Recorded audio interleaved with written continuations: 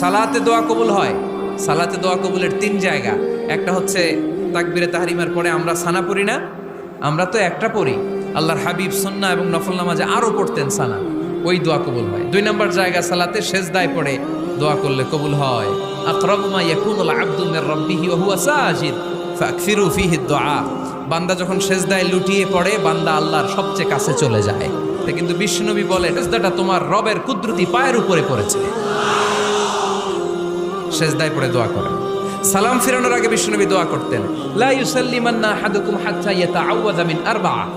আল্লাহর হাবিব বললেন, 4 জিনিস থেকে পানাহ না আছে আমার কোন উম্মত যেন সালাম না ফিরায়। তারা যেন পড়ে, আল্লাহুম্মা ইন্নী আউযু বিকা মিন আযাবিল কবর, আউযু বিকা মিন আযাবি জাহান্নাম, আউযু বিকা মিন ফিতনাতিল মাহইয়া ওয়াল মামাত, আউযু বিকা মিন ফিতনাতিল মাসিহিদ দাজ্জাল।